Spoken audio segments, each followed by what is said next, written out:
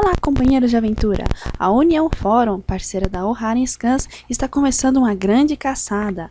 Uma caçada ao One Piece. Venha participar com a gente dessa grande aventura de vários enigmas e várias charadas para acessar o seu conhecimento sobre a grande obra que é One Piece. Escolha a sua tripulação e venha fazer parte dessa grande busca, dessa grande caçada atrás do One Piece. Mas corra! O prazo está terminando. Mais informações na descrição e também no Facebook da Ohara Scans.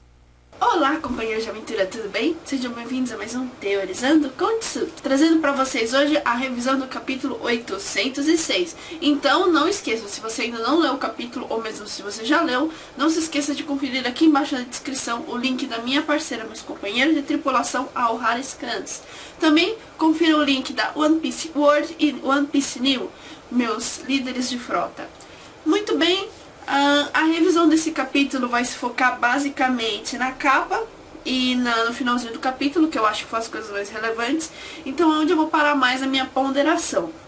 De resto, foi um capítulo bem simples, bem tranquilo. Semana que vem não tem capítulo. Então, ao invés da revisão do 807, eu vou trazer para você uma nova história narrada. Muito bem, então vamos começar com a revisão do capítulo de hoje.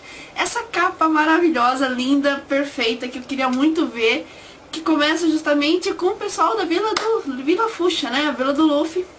E ele traz alguns detalhes muito interessantes para a gente. Vamos por partes. Acho que o que mais chamou a atenção de todo mundo, que é a criança da Makino, como ela ficou conhecida por falta de um nome melhor, que está nos braços da Dandan sendo erguida, olha só, içada ao ar, tão bonitinha, com a criança tão fofa, essa menininho ou menininha, acho que é um menino, né? Tão bonitinho, e eles estão, né, lendo o jornal, né, você vê escrito Luffy no final da cena, e o pessoal da vila comemorando, os bandidos da montanha comemorando com as pessoas, né, interagindo assim, sem problema. E vamos para os pequenos detalhes ali, as pistas que o Oda pode ter dado pra gente. Na frente da cena, nós temos o mesmo bandido que avisou pro Ace e pro Luffy da morte do Sabo, está usando o chapéu do Sabo.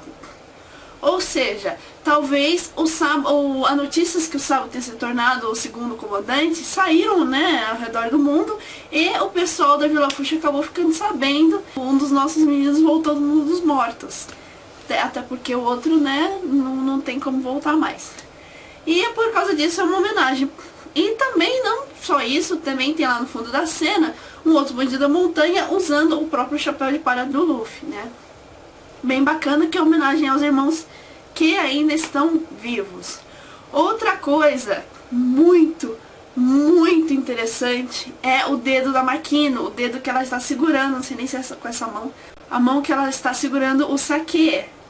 Porque se vocês aproximarem bem a cena, mas aproximarem bem a cena mesmo assim, vocês vão perceber que tem um anel de casamento na mão dessa menina. E é isso aí, gente, ela casou. Então as chances de que o filho seja dela são muito maiores, né? Então algumas teorias aí, né, eu acho que estão meio por baixo. Mas eu também quero comentar que foi muito engraçado, porque geral tá teorizando, assim, se dividiu em três vertentes, né? Quem seria o pai do filho da Makino?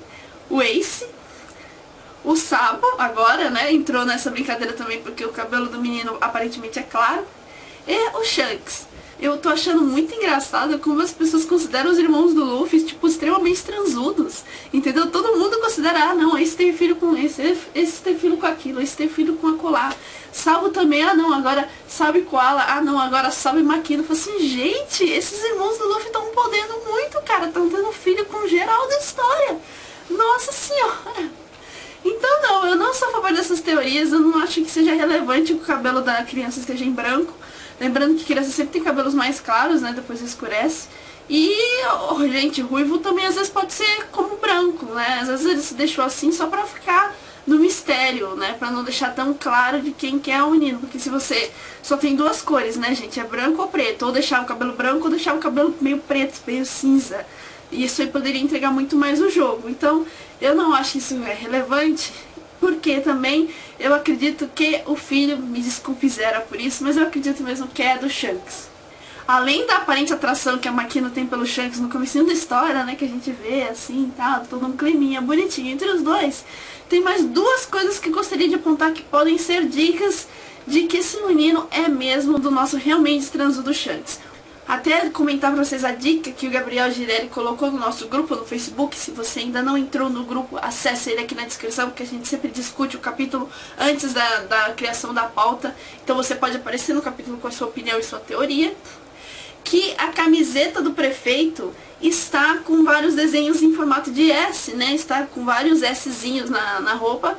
E lembrando que o prefeito foi um dos personagens que teve contato com o Shanks, essa pode ser uma dica. E, em contrapartida, ontem eu estava com o Fábio Japa procurando alguma outra pista nessa capa, e eu achei uma que talvez seja mais viagem minha, ou pode ser também uma brincadeira de palavras do Oda. Vocês digam a sua opinião aqui nos comentários. Que seria basicamente o fato da Makino estar levantando a criança no ar. Por que isso seria uma pista? Bem, procurando pelo sentido do nome do Shanks, eu vi que o nome dele provavelmente vem de haste, né? Que seria basicamente a haste de bandeira. Isso faria bastante sentido, porque se pararmos para pensar, a razão do Luffy se tornar pirata foi o Shanks. Então seria até poético você imaginar que o nome do Shanks é baseado da haste que segura a bandeira, né? Que issa a bandeira, no caso uma bandeira pirata, ao ar. Seria até bem poético, bem interessante. Da mesma forma que o nome do Luffy também é montado dessa forma, né? Vem de Luffy. Mas isso eu vou comentar num outro vídeo que eu vou lançar provavelmente na terça-feira, né, a origem do nome do Luffy. Então seria bem simbólico o nome do Shanks ter a ver com isso, né, as Shanks, a haste que segura a bandeira. Mas, também dando umas outras procuradinhas, a haste também pode ser colocado com o sentido de hastear. Se você colocar a palavra com o sentido de hastear, você teria também o fato de você içar, erguer alguma coisa no ar, não necessariamente uma bandeira. Pode ser algum outro objeto.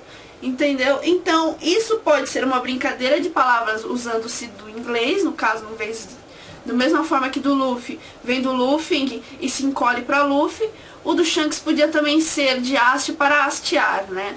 Eu não sei conjugar direitinho, posso estar falando até besteira para vocês, mas foi o raciocínio que eu poderia chegar, porque o que mais salta aos olhos para mim quando se olha para essa capa é o fato da Dandan estar erguendo a criança no ar, né?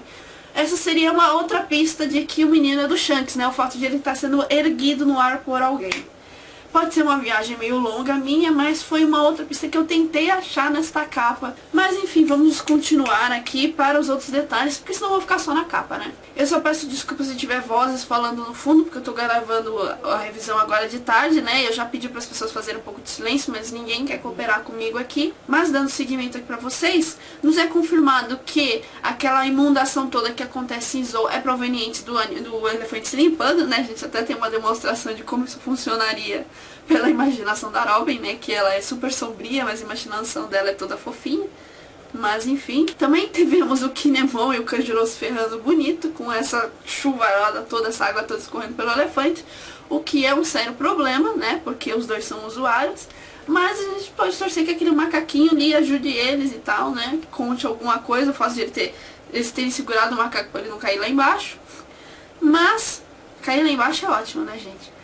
Mas não sei, mas aí o Kinemon, ou o Kanjuro, agora não vou lembrar, solta uma coisa muito importante pra gente. Já está quase escurecendo.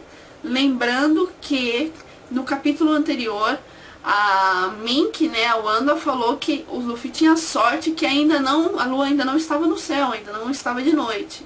O que significa que alguma coisa cabulosa pode acontecer quando a noite chegar.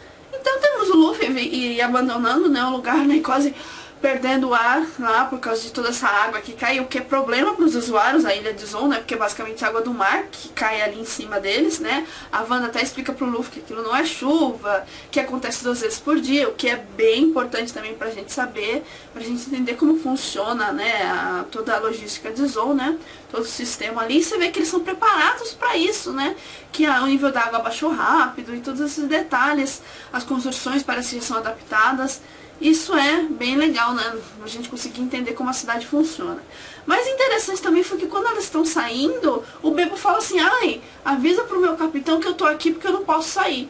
Aí você fica naquela, porra, vocês se conhecem há 10 anos, vocês não se veem há, tipo, meses, as chances do seu capitão voltar com vida era mínimo e ele tá aí e mesmo assim fala assim, ah não, avisa ele que eu tô aqui. Qual que é o seu problema, Beppo? Pra mim não ficou claro o porquê que ele teve que ficar lá. E falou a outra Mink lá com o nome de Cenoura, falou assim, ah não, é porque ele ainda é um pirata, então ele tá sendo vigiado lá pelo Sir Cat Viber, alguma coisa assim.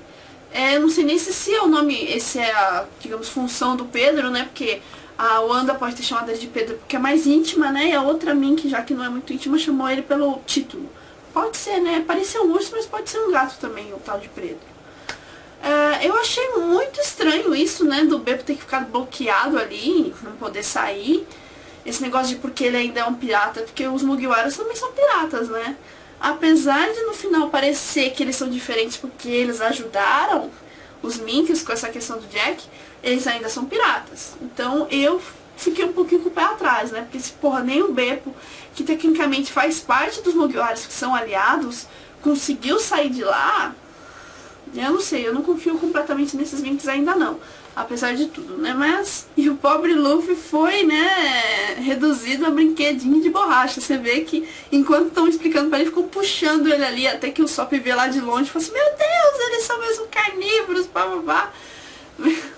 Muito engraçado, cara. É certeza que Hancock destrói essa ilha de ficar sabendo sobre isso. Nós temos uma visão mais aberta, né, de Zold. A gente consegue ver mais as construções e como é que é a elaboração da cidade. E nem todo mundo tá sabendo, mas tem muitas imagens rolando no Facebook de que as construções, o portão principal e as construções do castelo ali no fundo e das casas são inspirados no Iêmen, país, né, Iêmen, e no Irã, né, tem até algumas imagens rolando. Se você entrar no grupo, olha só, que tá na descrição, vocês vão ver essas imagens também.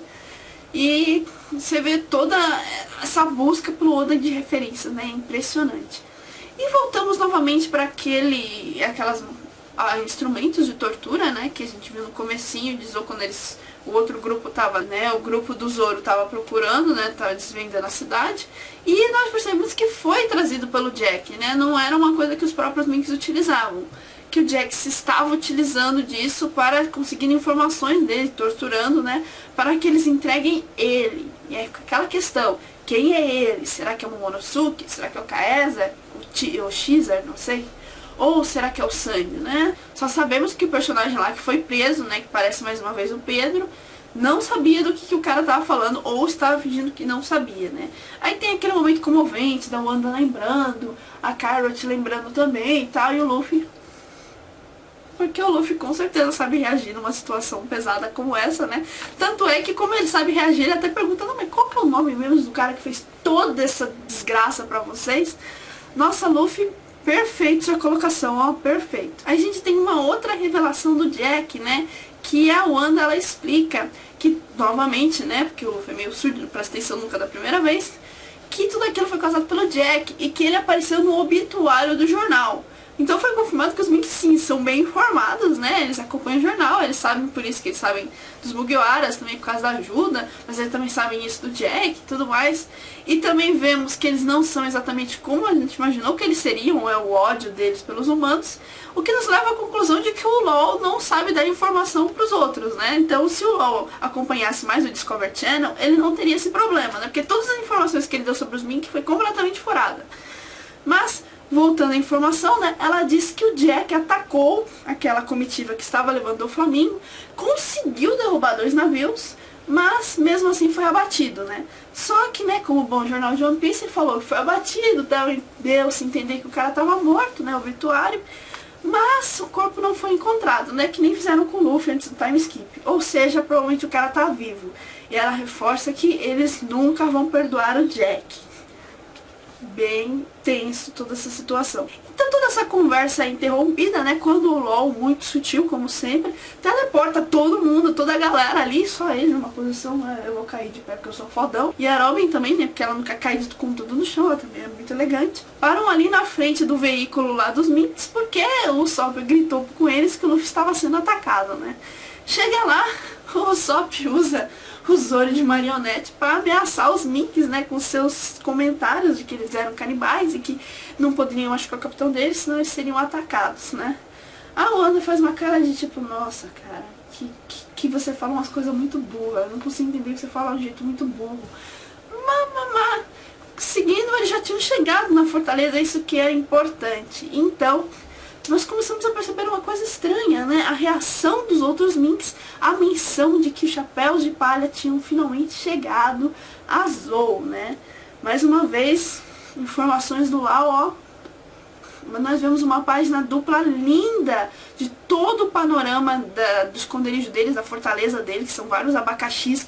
Nós vemos minks de todos os tamanhos, pequenos, grandes, estranhos, não estão tão estranhos, borrados. Tem até uns que estão apoiados na casa, quase do tamanho da casa, tipo, coisa incrível. E todos eles super felizes de ver os Mugiwaras ali. É sério, cara, se o LOL fosse jornalista, ele já estaria demitido, cara, se eu tenho informação furada sobre essa droga dessa tribo. Mas, assim, se aquilo já não fosse estranho bastante, muda a cena pra Nami e ela está dormindo em cima de um cara ovelha gigante. Gente, isso é muito bizarro. Tipo, como assim? Não, tô cansada, eu vou dormir em cima de um cara ovelha, porque ovelhas dormir, né, deve ser um lugar gostoso e confortável para se dormir. A gente tá de olho nesses negócios aí, hein, Oda? Pelo amor de Deus, dá uma maneirada nesses furry. E ela tá toda emperiquetada, né, com umas joias, tal, e aparece o Chopper gritando, eles voltaram. Não me acorda que o Luffy e os outros voltaram. E o próprio Chopper, né, tá com todo aquela roupa de rei, né, todo cheio de joias, cheio de joias também, né, são suspeitos. E aí, voltando lá pro grupo dos Mugiwaras, né, do grupo do Luffy, a Mink cachorra fala uma coisa muito, muito legal, que ela fala que eles não se veem como uma espécie diferente como os tritões se viam, né, na Ilha Gyojin. Basicamente, eles dizem que para eles, os humanos e os Minks são todos a mesma raça, né, só que os humanos são Minks que não têm pelo, e ela fala Minks inferiores que não têm pelo, ou seja, voltando para o primeiro capítulo onde eles chegam em Zou, quando a Carrot e a Wanda chegam pela primeira vez no grupo, e tem aquele confronto, antes dela falar que teve invasores na Floresta da Baleia, eles falam, né, Minks inferiores atravessaram os portões, ou seja, estavam falando dos próprios Mugiwaras, porque de acordo com ela, os Minks acreditam que todos são Minks. Ou seja, os humanos são só minks, macacos que não tem pelo. E ela reforça, né? Nós não vamos odiar vocês pelo que são, vamos odiar vocês pelo que vocês fazem. Muito bonita essa lição do Oda, basicamente falando sobre preconceito, né? Literalmente com preconceito de pele, né? Porque pra eles é aquela velha ideia do conceito de raça, né? Que foi extinguido com o passar do tempo, porque era uma coisa muito pejorativa e uma coisa que realmente não existia, né? Quando se estudou o ser humano realmente, se viu que não tem grande diferença, não importa a cor da pele, não existia grande diferença entre os humanos. Então, se extinguiu essa ideia de raça, então é exatamente isso que a Mink tá defendendo ali, né? Que não somos espécies diferentes. Isso também ficaria muito bonito por questão dos tritões mais pra frente, né? Eles pararem de se imaginar como uma espécie superior e se imaginarem basicamente e começarem a ver os humanos como tritões que não se adaptam à água, né? Que vivem em terra, da mesma forma que os Minks fizeram, tem essa linha de pensamento. Seria uma coisa meio utópica, mas seria realmente muito bonito a gente ver, ficaria meio ligado com o sonho do Jinbe, né? Fiquei até triste que ele não tava aí pra ouvir esse comentário. Mas, perfeita essa colocação do Oda, né? Tocando nesse tipo de preconceito de uma forma tão bonita. E tem mais um momento furry estranho, né? Que ela fala assim, não, mas mesmo assim, alguns de nós consideram vocês que têm muito pelo, muito fofos, assim, muito bonitos. Ela dá uma outra lambida no Luffy, o Luffy fica tipo, ai meu Deus. Então chega o momento derradeiro deste capítulo, né? Que é a Nami vai correndo, né? E você vê que desde que ela acordou ela tem uma gotinha, vocês prestaram bem atenção, uma gotinha bem pequena que ela tá preocupada desde que ela acordou. Ela sai correndo, o Chopper abraça o Sop, aí ela sai correndo, ela abraça o Luffy e o Zoro é o primeiro a perceber, não, tipo, tem alguma coisa errada aqui, esse clima aqui tá estranho. E ela está chorando, ela mais do que triste, ela parece agoniada, muito agoniada, e ela pede desculpa e fala assim, o Sandy está... E está o que, desgraça? Nami, sua desgraçada, por que você não terminou a porcaria da sua frase? E agora a gente vai ter que esperar 15 dias pra saber o que o Sandy está. Mas As teorias mais populares, que mais rolam entre a internet, o pessoal tá mais discutindo, são duas, basicamente. Primeiro, que ninguém considera que o Sanji tá morto de verdade, né? Porque o Oda é muito troll e a gente sabe que não tem morte de One Piece, pá. Na verdade, essa foi a mesma brincadeira que aconteceu nos 3 tiros. Vocês estavam acompanhando semanalmente nessa época, quando o Doflamingo chegou e jogou o LOL na frente do Coliseu e deu 3 tiros nele, também a gente teve uma pausa, teve um reato bem ali, e com essa discussão, ai, será que o LOL morreu? Será que não morreu? Se o LOL não morreu em Dressrosa, o que não faltou foi oportunidade, o Sanji não morreu ali, gente. Ponto, acabou. Então a gente divide basicamente em duas. Ou ele está num estado tão mal, mas tão mal, que nem o Chopper consegue dar jeito, ou é feito de alguma Akuma no Mi que deixou ele no estado de quase morte, no estado de coma, né? Do mesmo jeito que a Akuma no Mi do Moria fazia isso, né? Quando roubava a sombra, eles ficavam meio tipo apagadão. Ou ele foi capturado, ele se deixou levar, alguma coisa assim, para poder os outros Minks conseguirem escapar. Também é a possibilidade que o pessoal mais apresenta. Essa primeira possibilidade, de ele estar muito mal, é melhor para ele, porque acabou de chegar nessa ilha o que é provavelmente o melhor cirurgião do mundo. Lembrando que eu não quero duvidar das capacidades médicas do Chopper, mas o LoL é muito roubado por causa da Akuma no Mi dele. Então, num mundo onde não tem equipamentos avançados como raio-x e tudo mais para você conseguir ver o corpo por dentro, né? Tem a habilidade do LoL, então ele tem uma vantagem muito roubada em questão de cirurgia. Então, eu acho que o Chopper é um médico incrível em questão de, né, diagnóstico e tudo mais. E em questão de operação, de cirurgia, o LoL é o top do top. Então, se for assim, o LoL consegue dar um jeito. Acabou de chegar ali, ele vai dar uma geral nessa situação. Se for a segunda opção, isso poderia até explicar, eu me imaginei assim, a razão do Brook não estar ali também, né? Porque o Brook pode ter abandonado, né, a alma dele para conseguir seguir o navio onde o Sanji está sendo levado, né, para assim saber para onde eles estão indo. Para basicamente os Mugiaras, quando se reunirem, ele conseguir voltar pro corpo dele e falar assim, olha gente, ele está para lá em tal lugar. Essa teoria é meio assim, né, porque a gente não sabe que distância, né, que a alma do Brook consegue percorrer, né, mas seria uma explicação, até porque acham que os corpos dos Mugiwaras estavam ali, né, dos outros Mugiwaras, porque basicamente sim, né, assim, a alma dele era só um esqueletão ali jogado. A Nami então poderia estar tentando falar pro Luffy que eles não conseguiram fazer nada, a única coisa que eles podem fazer é saber onde é que estão levando o Sanji, mas não conseguiram resgatar ou impedir que isso acontecesse. Mas o que mais pesa é aquela questão, né? A Mink lá, que parece que é aliada, falou que os corpos deles estavam ali, né? Então, será que é só o corpo do Brook mesmo? Será que o Sanji tá mesmo ali? Então, por isso que eles falaram corpos, que ele tá num estado que os Minks até acham que ele está morto. Mesmo o Chopper vê que não tem mais jeito. Então, fica essa dualidade, essas duas teorias que mais chamaram a atenção dos fãs. Eu coloquei a minha ideia pra vocês, eu acho mais provável que ele tenha sido capturado, e o corpo que eles dizem é o corpo do Brook que tá ali jogado sem a alma dele, né? Eu não tenho muita base pra afirmar isso, é mais a minha opinião, o achismo meu, né? Digo a opinião de vocês aqui embaixo. E eu fico por aqui, gente. Espero que vocês tenham gostado. Aguardem na terça para quarta-feira aquela teoria que eu venho prometendo pra vocês, a parte 1 daquela famosa teoria de 21 folhas, e a história narrada ao invés do capítulo 807 da semana que vem. Eu espero que vocês tenham gostado. Não se esqueçam de dar o seu like, a sua opinião, né? O seu dislike, diga o que você não gostou. E é isso, gente. Muito obrigada e nos vemos no mar.